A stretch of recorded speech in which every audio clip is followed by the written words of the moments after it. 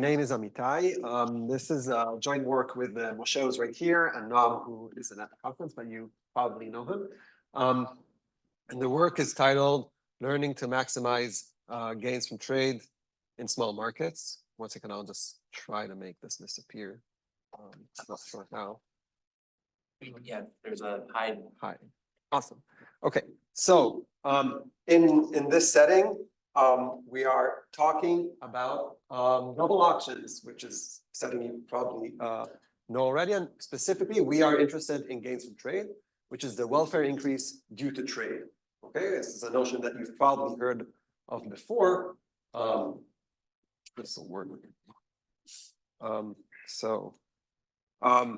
Let's say, for example, we have this setting where we have a bunch of sellers and a bunch of buyers, and each seller has one indivisible item they want to sell, and each buyer wants to buy one item. And we have values for each agent. They value the item at a specific price, right, or a specific number of coins or whatever.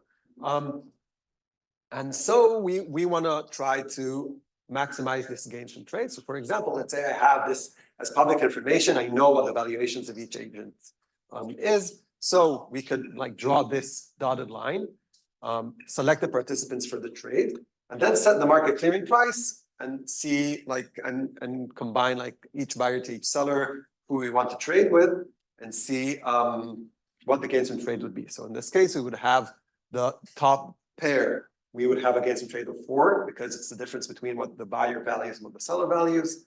And in the second pair, it'd be 2. So the total gains from trade would be 6. Right? This is like a pretty classic notion in double auctions, but obviously we usually assume that we have private information. So we are indeed interested in private information settings and in specific simple mechanisms. What is a simple mechanism? We're interested in basically the nicest possible mechanism that you could think of. We want all of these nice properties to hold because this is basically the most simple setting that we want to look at, and they have some nice properties. So we are interested in dominant strategy incentive compatibility, individually rational, strong budget balance. So we are not going to subsidize the market at all, and also there's not going to be any money left. So all the money is going to be exchanged completely between the agents. We also want it to be normalized and obviously deterministic as well, as it's written here. So this is what we call a simple mechanism, right? This is probably the most simple mechanism you can think of that has all these nice properties. And as Federico just said, basically the way we define a mechanism is it has an allocation rule and a pricing rule. So this obviously occurs here as well. So the plan for the rest of the talk is going to be, first we're going to discuss bilateral trade and some previous work, just to get that background settled down. And then we'll discuss our work about 2 buyer, 1 seller settings, where we actually show an impossibility of learning from samples for correlated distributions. And that actually holds for much larger settings as well in different scenarios. And then we'll focus on the 2 buyer, 1 seller scenario. And if we assume product distributions, or basically independent valuations for each one of the agents, we show stronger characterization that leads us to an algorithm for approximating, like gaining optimal gains from trade on specific samples, and then using that for a learning algorithm. But let's start first with bilateral trade. So in this setting, we also assume like a Bayesian setting. Valuations are sampled from this known distribution, big V. We have VS for the seller and VB for the buyer. And using this V, we want to maximize the gains from trade by posting a price to the item. Okay. Now, as we know, this is like a famous result by Maris and Satterthwaite, that in this specific setting, in bilateral trade, a simple mechanism cannot maximize the gains from trade, right? Simple mechanism here, we require the strong budget balance, so we can't just run the VCG mechanism because it wouldn't be budget balanced. And in this case, it wouldn't, we can't absolutely like fully maximize the gains from trade. So our benchmark is going always to be the best simple mechanism, not the optimal like best gains from trade you can possibly get, because from this result, we know that's not possible for a simple mechanism. So we're always comparing ourselves to a simple mechanism, okay, to the best possible simple mechanism. And in this specific case, the only kind of simple mechanism we can have is a posted price mechanism. What happens in the posted price mechanism? The mechanism designer posts a price for the item, then a pair of a buyer and a seller arrive, they declare their values, and they see if they want to trade at that specific item. And that is it. So if they both agree, they trade at that price, and if they don't, then no trade occurs. Okay? And as usual, like if the trade occurs, then we have that gains from trade, and if not, then no. And we're interested, obviously, in the expected gains from trade. So what would happen if we run it on the valuation? Specifically, if we take this a step further, now let's assume we don't know the actual underlying distribution, but we have sample access to it. Okay, so now we are given a finite sample S of these pairs, and the question is, can we approximately learn an optimal simple mechanism? So we want to approximate based on the samples on the underlying distribution. And so this is actually a result from this paper by Cesabianchi et al. Federico is there as well. That this is actually pretty simple, and the algorithm appears here, but it's actually fairly simple based on the samples to learn an approximately optimal mechanism for this case of bilateral trade. Okay, we basically just search on all the prices that we've seen and pick the best price, and that is approximately going to be optimal. Okay. However, this is like in the most simple setting of 1v1, one buyer, one seller, one item. And the question arises, what happens if we add an additional player? Okay, specifically, we'll assume we're adding another buyer, but this would obviously be symmetric if we add another seller. Okay, so up till now, we've seen that in 1v1, it is possible. Now that when we add another buyer, some things are going to change. Okay, great. So now let's assume we have two buyers and one seller. Okay, now posted price mechanisms aren't the only mechanisms that we want to consider, right? Because the reason that only posted price mechanisms were optional was because we don't want to observe or peek at the different agents' values to set a price, okay? Because that would not be dominant strategy incentive compatible. It wouldn't encourage truthfulness. But here, one pair we could assign a price for one pair by observing the other agent's value, okay? Because that wouldn't violate the truthfulness. So for example, if we look here, the bottom part is the value of buyer one, V1, and here the blue line denotes the function, the payment function for buyer two based on the value of buyer one. So now it is a function of the other buyer's value. It's not only just posted prices anymore. Okay, so we are looking at a much more vast mechanism space, I guess. Okay, and we prove that basically every simple mechanism has this pair of payment functions, F1 and F2, that you can see on the graph, that is associated with it, and vice versa. So two payment functions also define a mechanism under the condition that they have this compatibility property. What is this property? Basically, we can think of these functions as like a threshold, right? As like the critical prices. If I bid more than the critical price, then I win the item. However, if these functions were to cross, we might have a point where both of the buyers could win the item, but we only have one of them.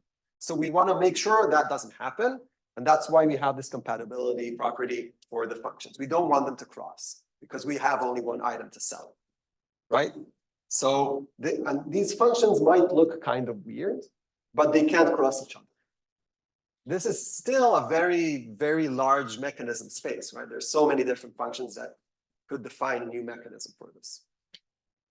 Okay, and this is like the actual definition of how the mechanism would work, but let's just call them MF1, F2, a mechanism for F1 and F2. Okay. Now let's assume for the next few slides that these samples are from correlated distributions. Okay, so they depend on each other. And let's observe this sample of triplets. Now we have green is the seller's value, and then buyer one, buyer two, and we have this set of triplets. Okay, and we want to define a mechanism that optimizes gains from trade for these triplets, right? Our impossibility theorem shows, and I'll try to prove it to you in a second, that in this setting, it is not possible to learn an approximately optimal mechanism because of this correlation. Okay, so let's go back to these triplets. I have put here in bold the maximum value in each triplet. Okay, and now let's say that I define the mechanism in that way. What do? I observe the triplet, and I always decide that the item goes to the one that is the maximum in each triplet. I'm overfitting my mechanism to this sample set. Okay, now how do I know how to do that? So let's, for example, look at the first top left triplet. Here, I'm going to trade the seller, the green one, with buyer 2, the blue one. Right, but I want it to be truthful. So what I'm going to do is I'm going to observe buyer 1's value, the 0.567 in red. Okay, I'm allowed to do that and then set the price to be the value in blue. And the second buyer and the seller can't do anything, right? No bid of theirs would change the price because it's based on buyer 1's value. Okay, I'm using this bit of information to know in what specific triplet I am in. Okay, and that's how I can overfit my mechanism to these exact sample sets. Okay, and this obviously would gain the optimal gains from trade, the best gains from trade possible that could be gained from these triplets. Okay, now that I know how this overfitting mechanism works, let's think about where these triplets come from. On the one hand, they can come from, let's say, uniform 0, 1 cube, like to the third, right? It can be totally independent. I just sampled them randomly, which is actually what I did. Okay, this specific overfitting mechanism would perform terribly on that underlying distribution because it's only defined for these specific triplets, right? And I have no rule for other values. However, let's consider a different case where, let's say I sampled 1 million different triplets, okay, from this uniform 0, 1, and no value is repeated, okay, which is with pretty high probability. I have these distinct triplets every time, okay? And now I've sampled this set out of those million triplets that I have. Okay, now that million set has a specific overfitting mechanism that is completely optimal on it.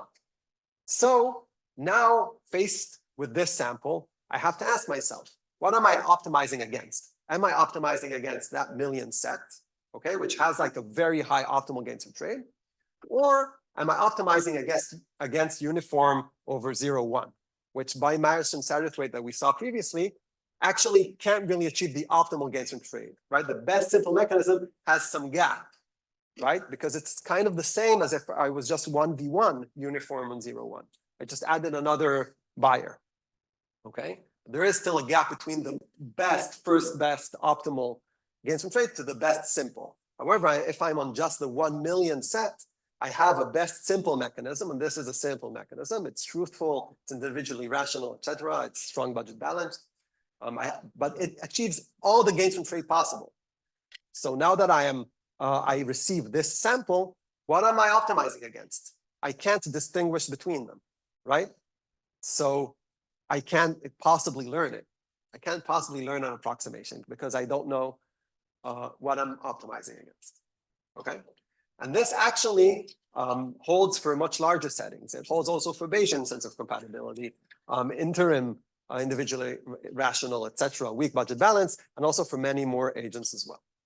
Okay, so this impossibility result is very, very vast. Now let's go to the product distribution setting, to the independent setting.